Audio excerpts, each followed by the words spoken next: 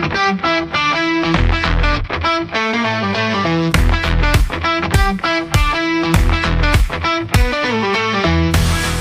sahabat Bintang Bangsa, kembali lagi bersama Kak Rizky di TKP lagi ya. Dan untuk materi hari ini sama seperti yang kemarin, materi original dari Bintang Bangsa nih ya. Kayaknya buat yang lain ini belum ada. Apa sih Kak materinya? Nah materinya ini judulnya adalah pengelolaan reputasi. Apa tuh pengelolaan reputasi? Udah kebayang belum? Belum ya? Ya sekali lagi ini materi original ya. Jadi khusus buat para kalian yang mau belajar di Bintang Bangsa, ini materinya sudah disiapkan oleh kakak-kakak yang tentunya profesional dan tahu ya buat ngebedah soal TKP. Apa sih pengelolaan reputasi Kak? Kemampuan seseorang untuk menjaga, melindungi, dan memperbaiki nama baik untuk dirinya sendiri maupun orang lain dalam situasi yang dapat merusak citra atau reputasi. Nah ini soal-soalnya itu biasanya tuh kayak gini teman-teman. Misalkan Andi di kampus itu ikut organisasi yang radikal. Teman-teman Andi khawatir kalau kawan Andi juga itu terpengaruh ideologi radikal tersebut. Saya sebagai salah satu teman Andi juga akan di sini ada opsi melaporkan, ada opsi menegur, ada opsi berbicara kepada Andi dulu dan lain sebagainya. Tapi intinya seperti yang tadi saya bacakan ya, untuk soalnya lumayan dilematis ya soal-soal seperti ini. Kalau misalkan teman-teman belum berpengalaman untuk mengerjakan soal TKP, ya mungkin ada yang berpikirannya, wah Kak dibilangin dulu aja Andinya, atau enggak itu radikal Kak, nggak boleh, kita harus laporkan dia, atau enggak jangan dilaporkan dulu, kita ambil tengah-tengah lah, kita tegur saja si Andi ini gitu kan. Nah jadi yang benar yang mana? Nah itu kan kita kan mau sedang membicarakan reputasinya si Andi nggak sih? Karena ya itu kan Andi yang sedang ikut organisasi radikal tersebut dan kita harus bisa memastikan apakah dia juga ikut organisasi tersebut dengan niat untuk mempelajari ideologi radikalismenya dan menerapkannya. Itu untuk pengertiannya, intinya adalah berhubungan dengan nama baik. Nah kemudian indikatornya apa? Nah teman-teman, dari soal yang Andi tadi, pertanyaannya, Andi ikut organisasi radikal, kemudian mau dilaporkan. Kan kalau misalkan dilaporkan kan memastikan dulu nih si Andi ikut apa enggak ya kan. Meskipun terafiliasi, kalau misalkan dia tidak ikut ideologinya kan ya tidak bersalah dong si Andi. Karena mungkin ada hal yang lain menarik buat dia. Artinya apa? Informasi yang tadi disampaikan, yang mengira kalau si Andi itu juga adalah radikal, itu baru sebatas gosip.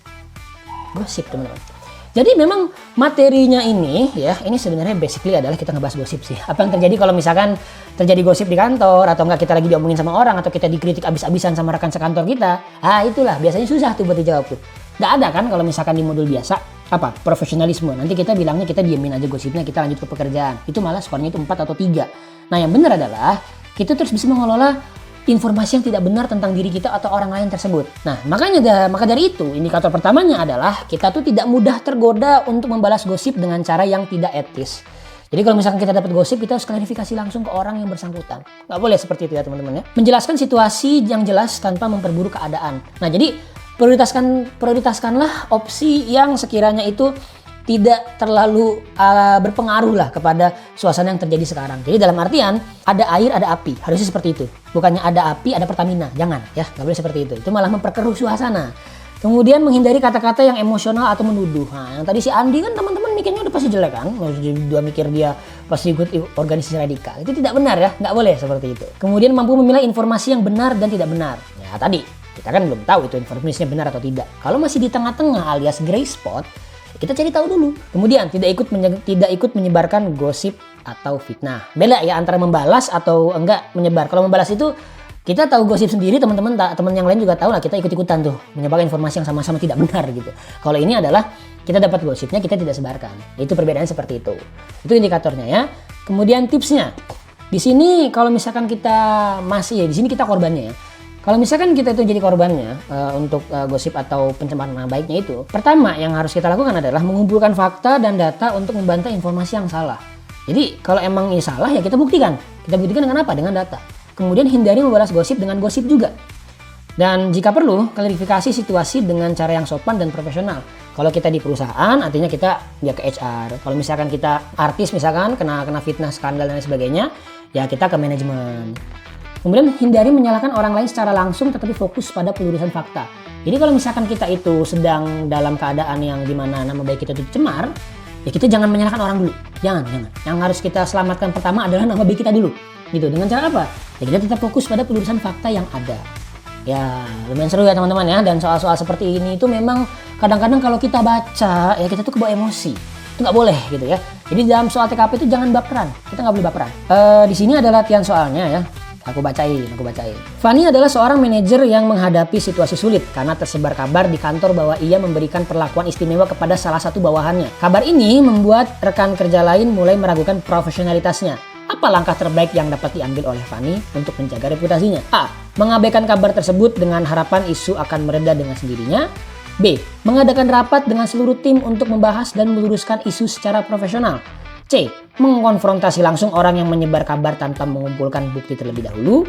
D. Mengklarifikasi secara pribadi kepada setiap individu yang terlibat dalam penyebaran kabar tersebut. E. Menggunakan media sosial pribadi untuk memberikan klarifikasi terbuka kepada semua pihak. Saya kasih waktu biasa ya, 10 detik. Silakan.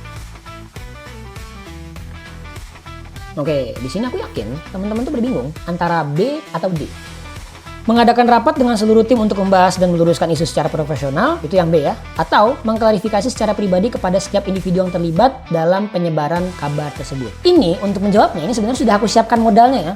Dimana di bagian tips itu, di bagian indikator itu udah dijelaskan, ada 2 di indikator dan tips itu. Dimana kita itu harus bisa menyelesaikannya secara profesional ya, klarifikasi bila langsung gitu kan. Kemudian ada juga kata-kata yang seperti ini. Hindari menyalahkan orang lain secara langsung tapi fokus pada pelurusan fakta. Kemudian, hindari menggunakan kata-kata emosional menuduh serta menjelaskan situasi tanpa memperburuk keadaan. Nah, kalau misalkan kita itu tujuannya adalah tidak memperburuk keadaan, lantas antara B dan D mendingan yang D. Kenapa? Karena kalau yang B itu kan mengadakan rapat dengan seluruh tim, sedangkan yang D mengklarifikasi secara pribadi kepada setiap individu yang terlibat dalam penyebaran. Nah, berarti apa? Kita hanya menyelesaikannya di ranah yang terlibat aja. Jadi orang lain yang awal tidak tahu pun ya tidak perlu tahu. Kayak gitu. Jadi sebisa mungkin kalau misalkan udah masalah, ya kita selesainya ke yang udah yang punya masalah aja. Gak usah sampai semua orang tuh tahu. Baik teman-teman, itulah materi pengelolaan reputasi. Dimana ya ini soal memang nggak susah ya, sebenarnya nggak susah, cuman kalian kadang-kadang terbawa emosi aja. Dan di sini saat mengerjakan soalnya aku kasih tips-tips ya semua tadi ya di bagian materinya. Jangan terbawa emosi lagi, cobalah menjawab soal dengan sangat objektif ya, sebisa mungkin, seobjektif mungkin. Dari yang latihan soal tadi bisa kita lihat bahwa prioritaskan pada penyelesaian masalah, bukan pada menyalahkan orang lain yang menyebarkan info tidak benar itu. Dan senantiasa kalian tuh harus tidak boleh asal percaya pada informasi yang sekiranya itu masih belum bisa didapatkan kebenaran konkretnya. Baik teman-teman, sobat Bintang Bangsa, itu aja yang bisa aku sampaikan. Kurang lebihnya mohon maaf. Wassalamualaikum warahmatullahi wabarakatuh. Tetap semangat.